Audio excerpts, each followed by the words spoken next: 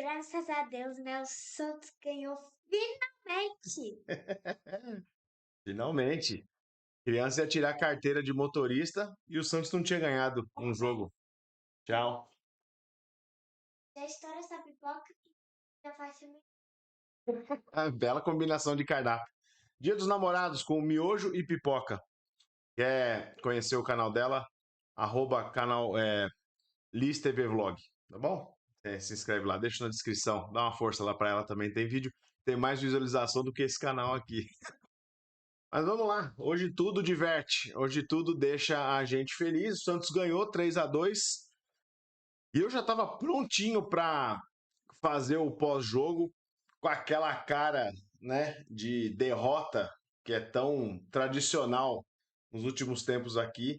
E não é que o senhor Roleiser arrancou do nada um chute de fora da área, um baita de um golaço, e o Santos ganhou por 3-2.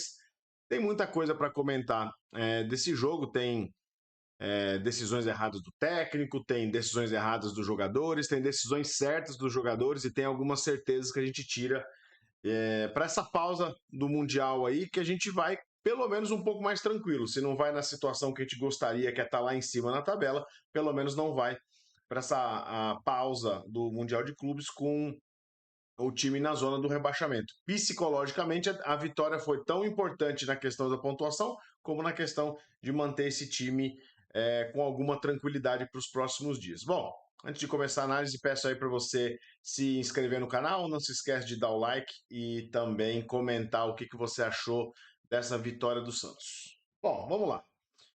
Organizando aqui um pouco o que foi esse jogo. Vou começar pela melhor parte, né? Acho que para aqueles que cornetam os valores que o Santos pagou no Roleiser, acho que hoje ele demonstrou porque ele vale o que ele vale, né? Não foi pelo gol da vitória, foi também pela assistência, foi também pela movimentação, foi também pela intensidade que ele entregou no jogo todo. O Roleiser é um meia que ele é muito dinâmico, ele não é aquele cara que só fica preocupado em dar o passe bonito, o passe profundidade, o passe difícil, ele participa muito do jogo, ele faz o time girar de um lado para o outro, ele movimenta as linhas do time, tanto ofensivamente quanto defensivamente, e é o cara que a gente fala que quando tem um cara bom no time, ele potencializa os médios que estão em volta. E é exatamente isso que ele fez no meio-campo do Santos, que não tem jogadores brilhantes na sua maioria. O Zé Rafael talvez seja o melhor, o cara mais próximo em técnica que a gente tenha depois do Roleiser. E você teve ao lado hoje o Pituca como volante, né? Que não fez uma partida ruim, tocou mais para frente do que para trás, que é o que geralmente ele faz. Tem aí alguns aspectos bem interessantes. Primeiro, né? Acho que o Roleiser tirou aquela. Finalmente apertou o botão do quadrado, né, no controle dele, porque ele vinha tentando os passes, mas não vinha finalizando, e finalizou no melhor momento possível, né? Escolheu finalizar no melhor momento possível, fazendo o gol da vitória. Gol esse que me fez dar um berro a ponto dos meus vizinhos reclamarem, mas azar deles, são raros esses momentos nesse ano, então hoje merece, hoje valeu a pena. Sobre o jogo, a proposta que o Santos foi a campo no primeiro tempo e que deu muito certo foi de dar a bola para o Fortaleza e o Fortaleza vir para cima do Santos. E isso de fato aconteceu. O Fortaleza em nenhum momento se sentiu acuado dentro de casa com a presença ofensiva do Santos. As escapadas que o Santos conseguia tinham que ser letais e foi exatamente o que aconteceu no primeiro tempo. Primeiro, ali no gol do Barreal, que tem uma assistência que é uma sacanagem do Roleiser, e tem o segundo gol, que é uma bola explorada num pivô do Tiquinho, que para fazer essa função é muito bom. Então, talvez de todos as falas do Kleber Xavier, talvez essa sobre adequar o time ao adversário, talvez tenha alguns relances do que ele esteja fazendo, porque o lógico seria o David Washington ser o titular. Mas por um jogo em que o Santos ia atacar pouco, porque a proposta era se defender muito bem e conseguir uma escapada, o Tiquinho funciona, porque é o cara que faz o pivô, faz a parede. E o lance que ele dá a assistência para o Guilherme para o segundo gol é exatamente isso. Ele faz um pivô absurdo, rola a bola e o Guilherme muito bem, também fez uma outra boa partida, finaliza cruzado, sem chance, não comemora gol, o que para mim me incomoda zero. Eu prefiro que o cara seja artilheiro do campeonato sem comemorar nenhum gol, a querer comemorar efusivamente contra um ex-time e fazer um gol na temporada. Então, zero problema com relação a isso. Acho que até um tom de respeito aí, o cara jogou no Fortaleza não faz muito tempo. Bom, agora, depois que o Santos abre o 2-0 e vai para o intervalo com essa vantagem, surgiu aquele medo de que, putz, o Santos vai voltar jogando para trás, o Santos não vai passar do meio de campo e o Santos vai ser amassado pelo time do Fortaleza. Não foi exatamente um amasso, mas o Santos permitiu com que o Fortaleza fosse chegando, fosse se criando, fosse ganhando campo.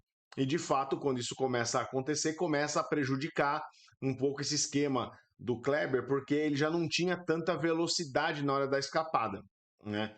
E quando e aí o ponto negativo, né? Quando ele troca muito mal, né? A entrada do Zé Ivaldo na lateral direita é uma coisa tenebrosa, né? Ele não conseguiu acompanhar em nenhuma jogada as subidas que tinham ali do Breno Lopes pela esquerda, por exemplo. Todas as jogadas, os jogadores do Fortaleza estavam na vantagem, né? E isso começa a gerar um certo desgaste, porque é toda hora a zaga do Santos correndo para trás, porque não consegue se postar de uma maneira eficiente, um pouco mais avançado. O Souza sai, parece que. Eu de fato não tinha entendido, achei que tinha sido até por lesão, mas os amigos do Twitter me falaram que foi por uma questão de não estar conseguindo marcar o Marinho, né? Eu não teria feito, mesmo o Escobar na direita, eu acho que ele estava indo bem. O Escobar foi para a esquerda e não foi uma partida brilhante, não achei que foi uma partida boa, até que ele comete um pênalti super besta, né? E aí acontece o que talvez seja o motivo para o Kleber mais ter que trabalhar nessa pausa para o Mundial, é trabalhar a cabeça desses caras. Porque no momento que o Santos sofre o gol no primeiro pênalti, e de verdade eu não achei que foi pênalti, acho que é um lance muito, muito subjetivo. O cara meio que sobe de lado, a mão tá num movimento de subir, de recolher, eu não achei que foi pênalti, mas aqui é dado, então pênalti para o Bahia, pênalti para o Fortaleza, o Brasão quase pega, e 2 minutos depois o Escobar faz um lance, de novo nas costas dos dois laterais, né? Aí na esquerda e na direita viraram duas avenidas, nas costas dele sai o lance do pênalti, esse aí um pouco mais difícil de não marcar, porque o cara tá em velocidade, tá em projeção no ataque, ele tropeça na perna do Escobar que tá posicionado atrás dele, é muito, muito pouco provável que não se marque um pênalti como esse e o Fortaleza empata. Ali era o típico momento que você, Santista, deve começar a olhar para cima e começa a se perguntar: não é possível que vai acontecer de novo. Não é possível que esse time outra vez vai bem, consegue fazer o mais difícil que é abrir a vantagem e vai entregar a rapadura de novo, né? E era muito o cenário que se desenhava até ali os 47 do segundo tempo, quando o Roleiser, que de novo elogiando, né? Foi colocado numa posição para jogar com intensidade, foi até o final do jogo e foi com aquele tipo argentino mesmo, o cara que não desiste, o cara que não para, o cara que capota no chão e levanta e cai de novo e vai buscar a bola. Ele acha um lance ali no meio-campo, né? Crédito também dado ao Bom Tempo, que também fez ali a marcação pressão. O Santos conseguiu, depois do 2-2 não sofrer tanto. Até parecia que o Santos estava cômodo com o empate, mas conseguiu criar uma maneira de jogar dentro do jogo, e aí crédito para o Kleber Xavier, em que ele conseguiu até apertar um pouco mais o Bahia. E foi numa apertada dessa, com 47 do segundo tempo, quando você já não espera que esse time vai reagir, que o Santos avança um pouco a marcação, pressiona a saída de bola, rouba, sai em velocidade. Nessa saída em velocidade, o Bom Tempo rouba a bola, toca no Roleiser, o Roleiser estava aberto pela direita. Dava a impressão que ele ia fazer aquela jogada de querer cavar um cruzamento na área, ele prefere o chute, graças a Deus ele preferiu o chute, bateu muito bem. E aí, meus amigos, depois de tudo que a gente já passou de falta de sorte nessa temporada, a bola vai na trave, nas costas do goleiro e entra, né? Então a gente merecia também ter um pouquinho de sorte, enfim, dentro dessa competição. A vitória nos coloca ali na 15ª colocação, né? Ainda não é uma coisa super confortável. Acho que a gente deve terminar a rodada ali provavelmente na 16ª, né? Para momento é o que deu para fazer e é o que a gente queria que acontecesse. Passar esse tempo do Mundial fora da zona de rebaixamento, missão cumprida. Alguns aspectos que eu espero que mudem nessa pausa e que o Kleber comece a trabalhar melhor. Primeiro, por mais que eu veja que ele conseguiu melhorar o Pituca e até certo ponto melhorar o João Schmidt, eu espero que ele coloque mais o Bom Tempo. O Bom Tempo dá outro ritmo para esse time. Ele pode, e até eu acho que pode ser uma variação que ele consiga aí nesse time, se o Neymar vai ser o 9 e o Neymar vai jogar lá na frente, deve estar para renovar aí, se já não renovou nessa altura do vídeo. Se o Neymar é o 9, ele vai ter atrás do Neymar o Roleiser, o Guilherme e o Barreal.